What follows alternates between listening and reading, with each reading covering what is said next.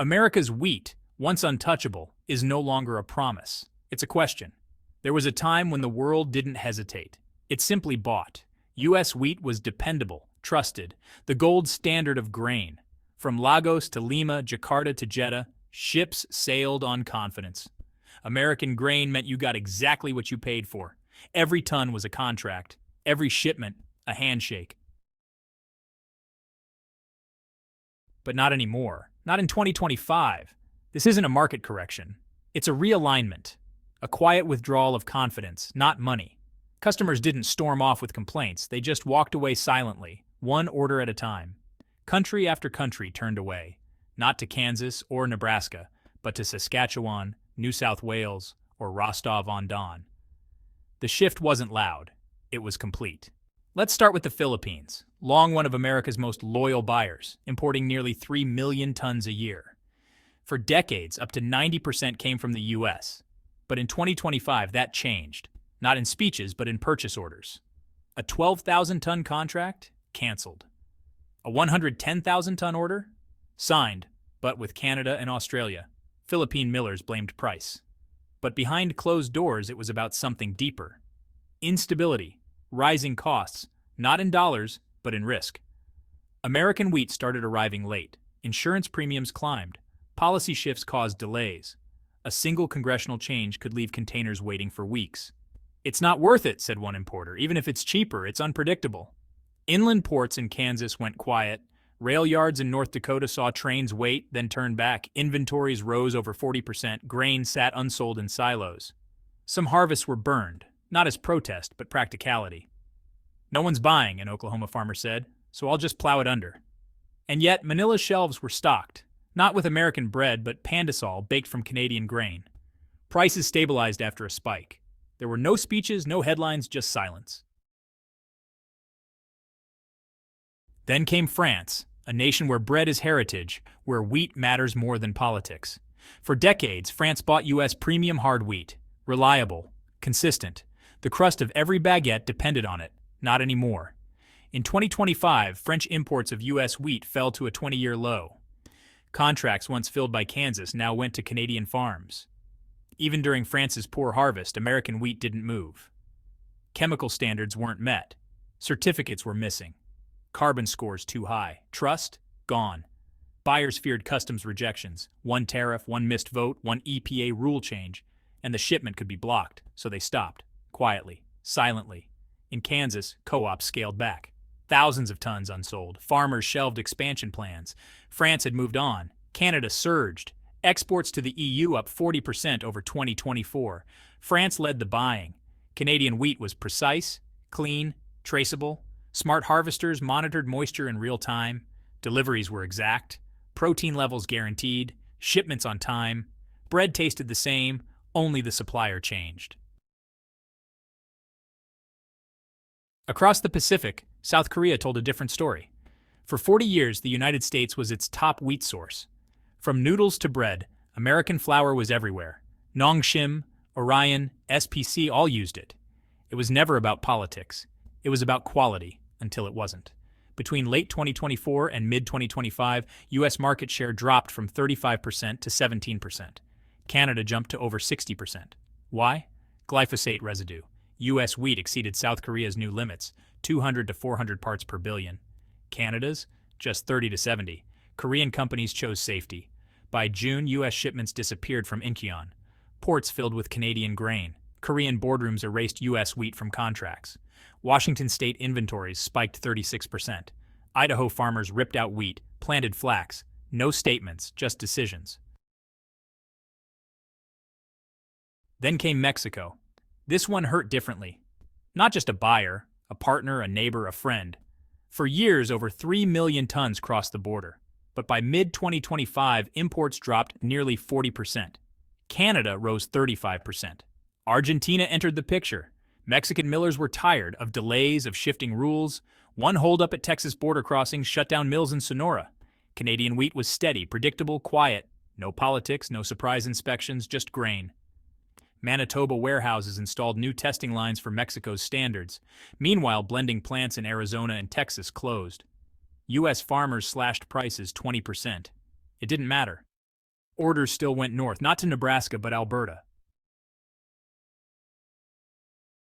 Italy followed. Land of pasta, home of durum wheat, once a top U.S. buyer. By 2025, Canada held 45% of Italy's wheat share. The U.S. just 15%. Not because of quality, because of reliability. Canadian wheat arrived on schedule every time.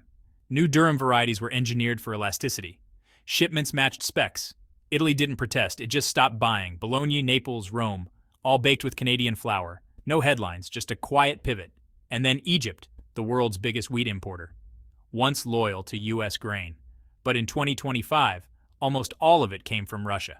Payment delays, foreign debt, and subsidy pressure forced Egypt to go cheap. And Russia delivered. The U.S. was too expensive, too slow, too uncertain. Cairo switched overnight. 5 million tons rerouted. Washington never got the call. Indonesia, same story. A booming noodle market hungry for grain. But U.S. wheat was costly. The dollar too strong. Black Sea shipments were faster, cheaper, more flexible. Indonesia shifted quietly. New contracts, no announcements. Brazil, once a net importer. In 2025, it became a competitor. Heavy investment in southern farms pushed yields to record highs. Production rose 20%. Brazil exported for the first time in decades to Africa, Asia, Mexico. U.S. share shrank again. Germany, with its strict standards, turned away too. Residue levels, emissions tags, paperwork that didn't match EU green rules. So millers turned inward, or to Canada. American wheat became too risky, too non-compliant. Nigeria, one of Africa's largest flour markets. American wheat vanished. U.S. firms couldn't beat Russia on price or logistics. Even Ukraine at war offered more reliability. African importers signed 5-year deals with anyone but the U.S. Now the American farmer stands alone, still producing, still waiting, still hoping, but knowing. Knowing that when trust disappears, it doesn't return quickly. Knowing that wheat in the bin no longer means wheat in the market. Knowing that legacy can't protect you from policy, price, or perception. What remains is resolve, not anger, not defiance, just the quiet determination to fix what was lost. To make the next shipment the right one, the next contract the dependable one, the next season the one buyers remember and return to. Not because it's cheaper, but because it's certain. The future of American wheat won't be won in a season, or even a year. It will be won through consistency, through rebuilding, through earning trust back in silence.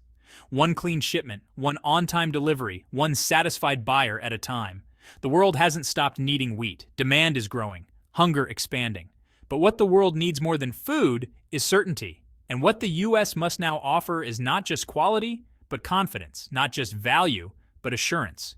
The wheat must speak for itself, and the delivery must speak louder, because the silence has already said enough. And so, the season turns. Combines roll again, not with confidence, but with routine. The grain grows, the bins fill, but the destination? Unclear. The calls from Manila never come. The bids from Seoul don't arrive. The order books, once full, now sit thin. The wheat is ready, the market is not. At the grain elevator, operators wait. They've cut hours, delayed maintenance, canceled expansion plans. We're just holding on, one says.